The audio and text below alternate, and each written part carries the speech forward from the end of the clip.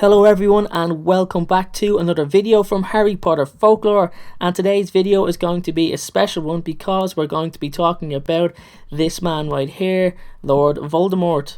So guys, with that being said, today's video will be about Voldemort's rudimentary body. Now this was Voldemort's state of existence before he returned to full power. So in this video I'm going to explain to you just what he did to create the body and what he did to sustain himself before he returns to power.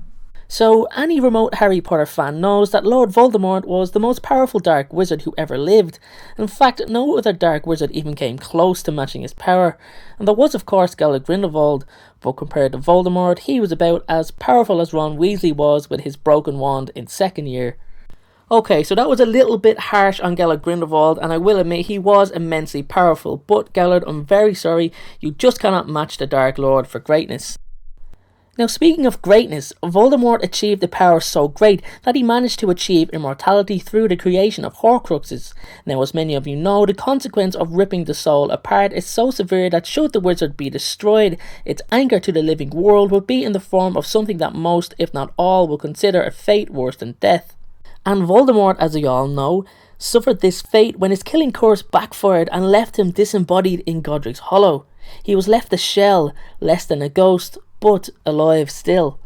So after two failed attempts at gaining a new body for himself and currently in his spirit-like state, Voldemort resorted to regaining his old body, as he has exhausted all options of gaining a new one. But before he could do this, however, he needed a temporary or rudimentary body to sustain him, as the spell he would use to regain his full physical body, you know, the bone of the father, flesh of the servant and all that jazz, required him to have some physical form.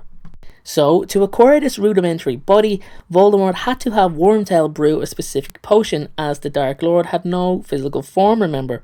Now, its two main ingredients were venom from Nagini, that's fine, it was his snake, and the second main ingredient was unicorn blood.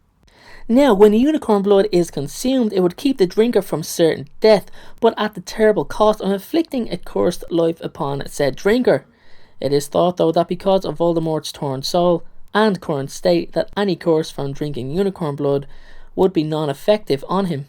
Now this potion had to be consumed every few hours, and the unicorn blood had to be fresh, so I'm sure you can imagine just how many innocent unicorns were killed just to keep the Dark Lord alive for mere hours, let alone days, weeks and months. So grotesque and unnatural Voldemort's rudimentary body was, that Harry Potter actually describes it as follows. It was as though Wormtail had flipped over a stone and revealed something ugly, slimy and blind, but worse, 100 times worse.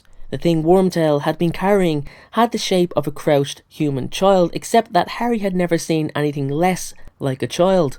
It was hairless and scaly looking, a dark, raw, reddish black. Its arms and legs were thin and feeble, and its face, no child alive ever had a face like that, was flat and snake-like, with gleaming red eyes.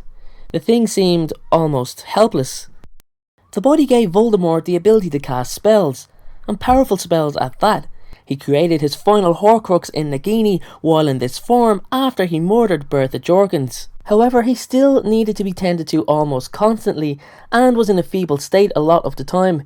And so grotesque was his appearance that Wormtail would shudder every time he had to carry his master. It is also thought that, due to his emphatic fear of death, Voldemort mastered this potion for a rudimentary body while he was actually able-bodied, as a last resort, to sustain oneself should he ever find himself in such a position. Thank you very much for watching today's video everyone, and my question for you is, who do you think would win in a duel between Voldemort and Dumbledore, with both of them at full power and no Elder Wand involved? Let me know in the comments below. Don't forget you can support me on Patreon, and please don't forget to subscribe.